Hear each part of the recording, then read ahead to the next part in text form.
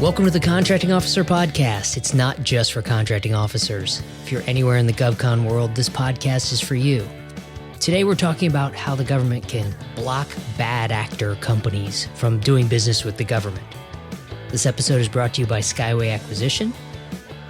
To learn more, visit skywaymember.com, or I'll talk a little bit more about that at the end of the episode. All right, let's get into what is suspension and debarment. Understatement of the century is it's not like we'll get debarred.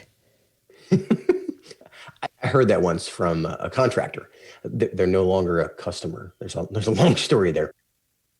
I was not only appalled at the behavior. I mean, that's a story for over beers. But more importantly, it made me wonder is this the standard perception among contractors? This idea of, oh yeah, it's not like we'll get debarred. I've seen companies get debarred. I've seen companies get suspended. I've seen companies get close to both. And there are even ways to use processes to avoid both, such as setting up a get well plan, like an administrative agreement, or using an independent monitor. I mean, this is a real thing. I mean, the bottom line is that suspensions and debarments, they're rare, but they're real. I mean, the list is pretty long. We'll talk about that later. The good news is that a lot has to go wrong to get to the point of a debarment. And there's a lot that can be done before things get that critical. Before we get critical, let's stop and say thanks. Thanks this week goes out to Jason Bell from Minerva Ponos. Minerva Ponos provides facilities project management services. They specialize in steam room equipment and industrial HVAC and energy use management. That's a niche. Minerva Ponos is also a SDVUSB, a service disabled veteran small business, and he's in the Atlanta, Georgia area. I want to thank Jason specifically for being a long-term listener and telling me how he found our podcast. It's a fun story. He found the podcast through the search tool on his Tesla, on his Model 3. And since we've talked about the Tesla before, it was a cool story that I'm looking at him through the Zoom call and I can see he's inside the Tesla during the conversation.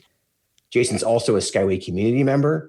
And it's members like Jason that allow us to provide this podcast for free week after week.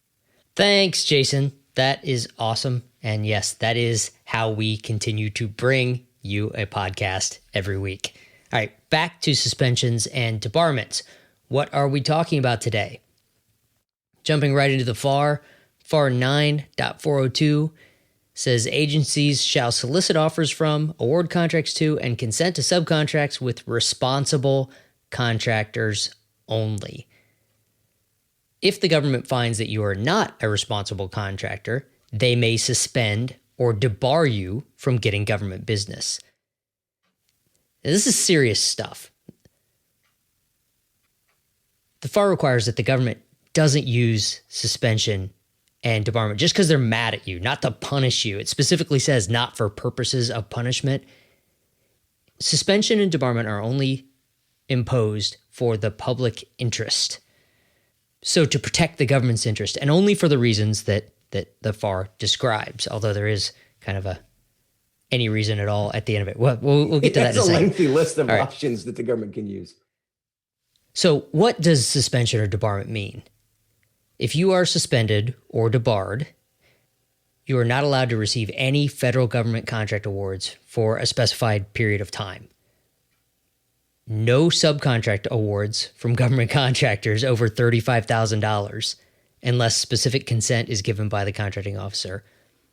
And it's not just companies that can be suspended or debarred. It could be you as a person. An individual can be debarred. Or both. It could be the company and the individual. Yeah, could be both. And if it is you as an individual, the government will examine all your ties to other organizations that do government business. So sort of follow the spider webs of all your different business arrangements, and they could debar every company that you're in contact with. Now, there are cases where the agency head can determine that there's a compelling need to award to you if you are suspended or debarred. And that has happened, I'm sure, in the past, or there wouldn't be a rule for it. But there are some companies that do things so specific for national defense, for instance, that they say, we're really mad at you. We're not going to award anything else to you, but we have to award this contract to you because it's too important to not.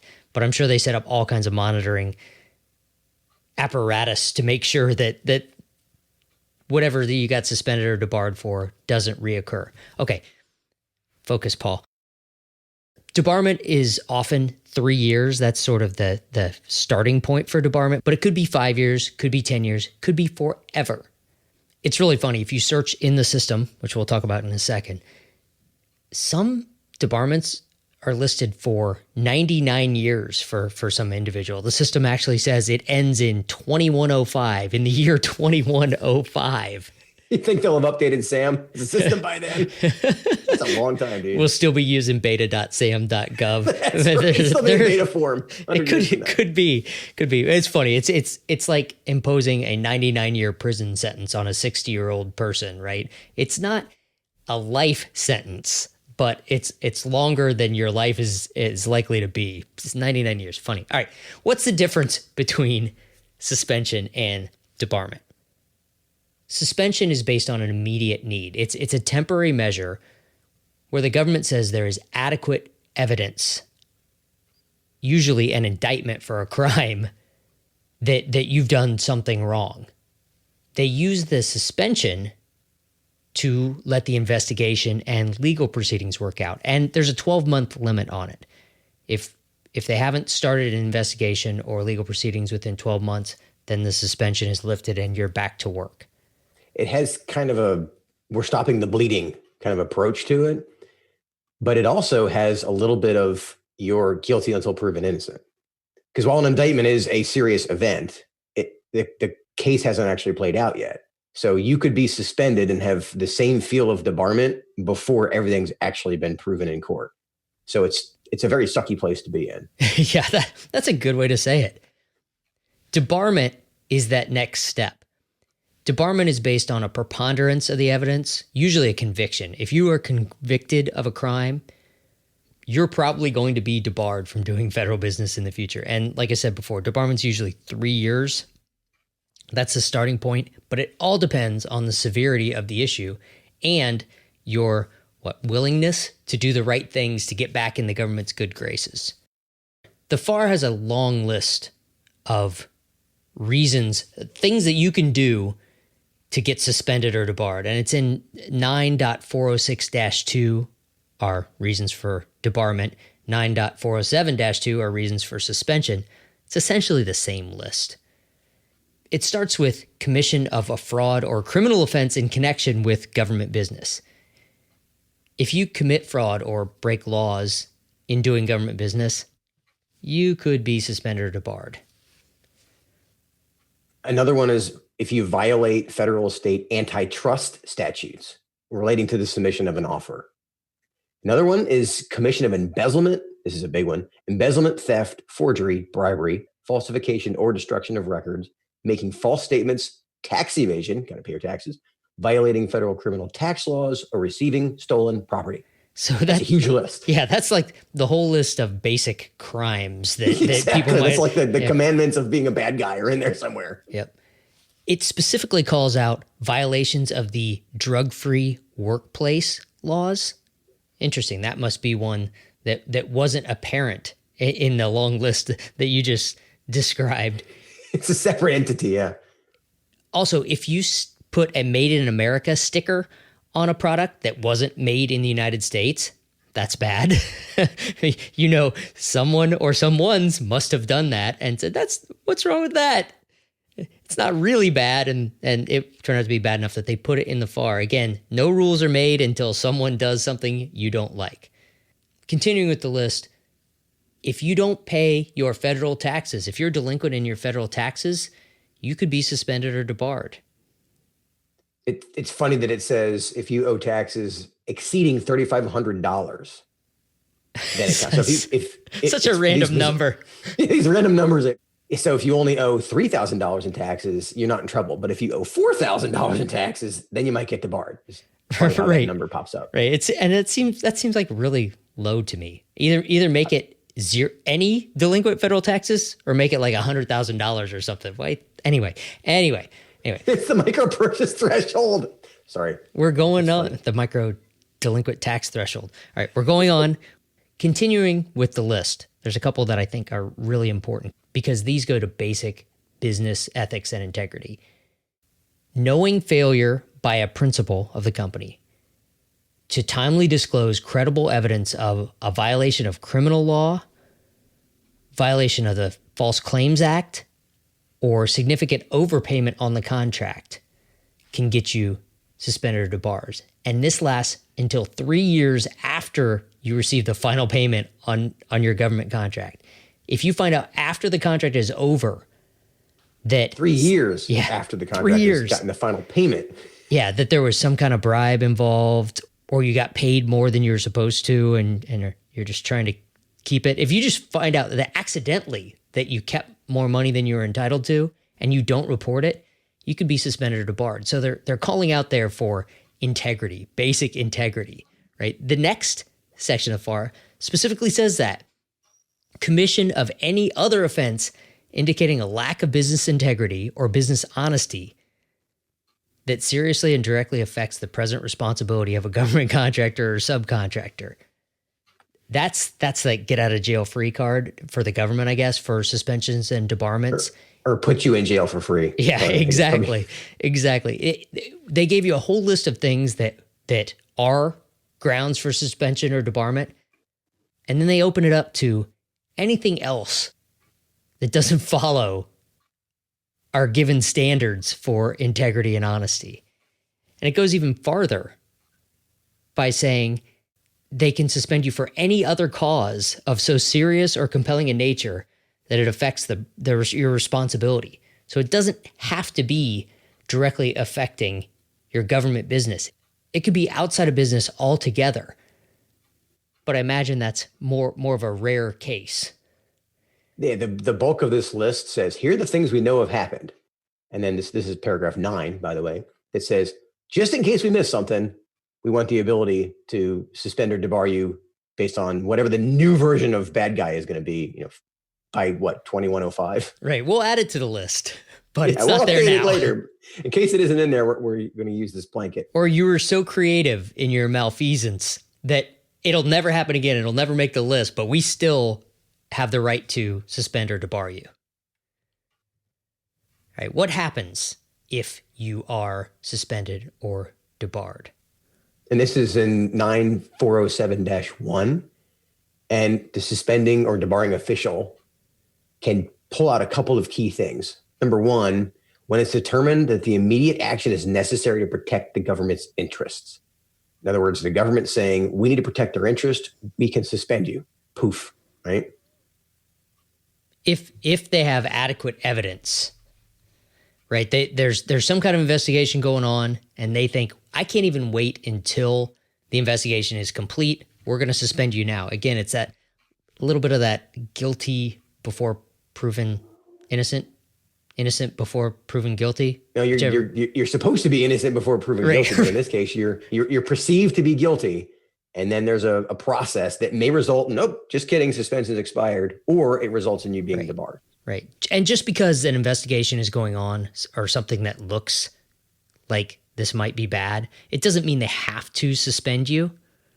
The FAR actually tells the suspension or debarment official that you got to look at how serious it is and whether or not the contractors put in place any remedial measures or whether there's other mitigating factors. So they might not just jump right to suspension. Keep in mind that this suspension or debarment applies to all divisions or other organizational elements of the contractor, unless the decision specifies which parts it's going to apply to. So effectively, it applies. You mentioned before the spider web of relationships that may exist if an individual is debarred. Well, that's what they're talking about here. All divisions of an organization. So it has a wide-reaching impact. All right, Kevin, let's link this to the acquisition and execution time zones quickly. In the acquisition time zones pre-award, when the government starts doing their market research, if they know that your company is suspended or debarred, and that's going to last until after the contract award, they may not even consider you. They won't consider you. They'll just ignore you. They can't. Good. Yeah, exactly. And this flows through the RFP zone. They won't release an RFP to you. And source selection zone, they have to check to see if you are suspended or debarred before they award. So you're just eliminated from the acquisition time zones altogether. You're not eligible to play. During the execution time zones is often where these issues that can get a company or a person suspended or debarred show up. So during the performance zone and the recompete zone on the execution time zones is where the things happen that caused the debarment in the first place. But to your point, the impact that is mostly felt is going to be during the acquisition time zones. Yeah, I'd say most of the time it's during the execution time zones. Remember, there are those edge cases where it could be something completely outside of government business that rises to such an extreme level that they suspend or debar you, not related to your performance during the execution time zones. Yeah, what did you call that? Creative malfeasance? Yeah. And if you're not familiar with the acquisition time zones, we covered those in episode number 3, and the execution time zones are in episode 84. All right, why government cares? How do government folks even know that a company is suspended or debarred? Well, the FAR tells you this. 9.405 tells you that once proposals or quotes are received, the contracting officer has to check the exclusion records in SAM. Right now it's on beta.sam.gov. You go to entity information and search for that company, and it will pop up and tell you whether or not they are currently excluded. If the contracting officer finds that you are excluded, you're suspended or debarred, they have to reject your bid, and you're not even evaluated. They don't even look at your proposal. Just skip it, forget it. Like it never showed up. And this is how seriously they take it. FAR says, immediately prior to award, the contracting officer shall again review the exclusion records to ensure that no award is made to a listed contractor. So they want to make sure that you didn't get suspended or debarred in the past days, weeks, months since they opened the bids. Yes, since they got the proposal, they want to make sure that you didn't sneak in to ending up on the debarred list. Right. So when you get the proposals, should we even evaluate this? Yes or no? And then before we award, did they get debarred between the time I opened their proposal and the time I want to award? Something to note is that the current work for someone who's debarred may not be impacted. 9.405-1 talks about the continuation of current contracts. And it says agencies may, as in they can choose not to, but they may continue contracts or subcontracts that exist at the time that the contractor was debarred. So you can let them keep working, but the FAR says you can't place new orders under indefinite quantity contracts or federal supply schedule contracts, and you can't add new work or exercise options or otherwise extend the contract of someone that is suspended or debarred. You can let them work out what they have. I suppose the logic in that is if you awarded a contract for something that has to be delivered, well, if you terminate them entirely, then that thing's not being delivered. So this gives you time to go get somebody else.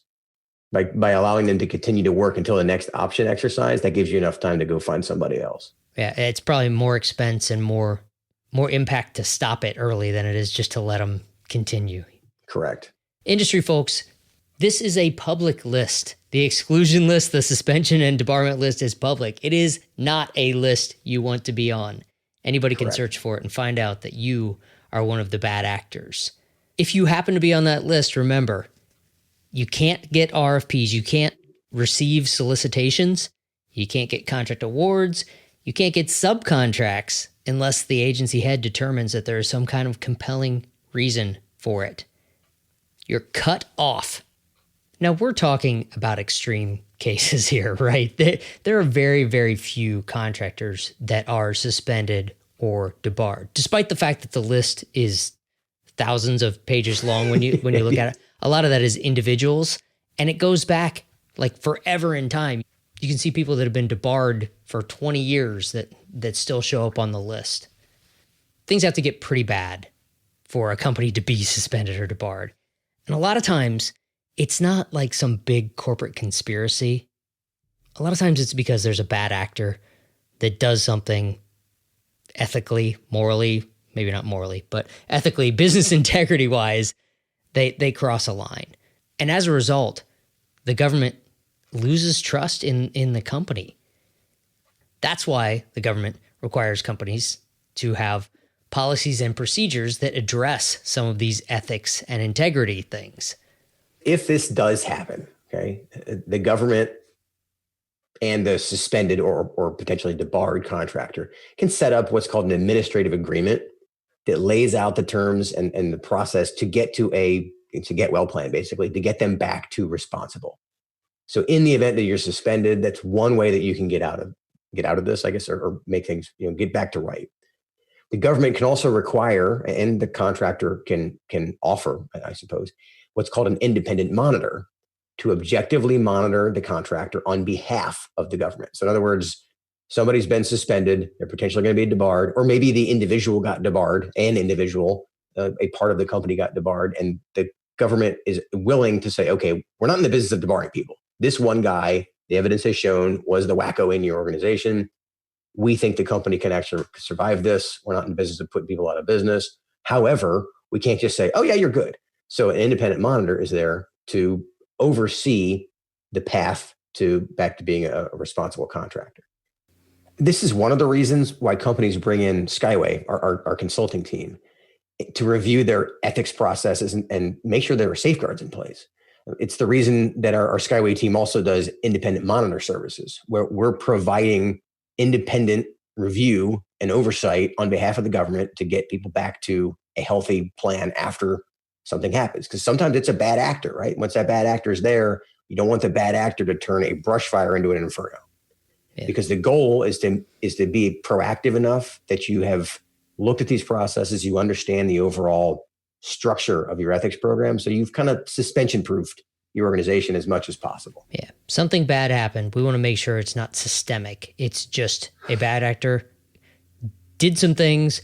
We want to make sure that there's policies and procedures in place so that never happens again. All right, Kevin, let's wrap this one up real quick. We're going a little long today.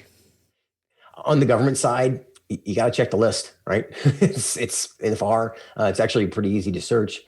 The good news is it's pretty unlikely to find the contractor that you've awarded to on it. It does happen, but it's unlikely. Again, it's on beta.sam.gov right now, soon to be sam.gov, I'm sure. But if you search under entity information, you can find the excluded list. And industry folks, first, don't be a crook. It's an easy rule. But also don't count on the fact that everyone that's employed by your company is ethical and has integrity. Sometimes they slip through the cracks. So establish policies, procedures, and systems to prevent bad actors from really wrecking your business. If you have more questions about suspensions or debarments, or you want to get ahead of these by putting systems in place to protect against finding yourself in this situation, we can help. Go to skywayacq.com, or you got your phone in your hand, probably most of our listeners. You can call us at 877-884-5280. All right, Kevin, that's enough about suspensions and debarments. I'll talk to you soon. All right, I'll see you, Paul. Thanks for joining us for today's episode. This episode's brought to you by Skyway Acquisition, and Kevin just gave you the details on how you can access Skyway's team of contracting officers. You can do that as a member of the Skyway community, where there's a forum to ask your questions, or you can do it through personalized, custom consulting from our team of contracting officers. Skyway is how we pay the bills and bring the podcast to you for free week after week. Thanks for joining us, and we'll see you next week.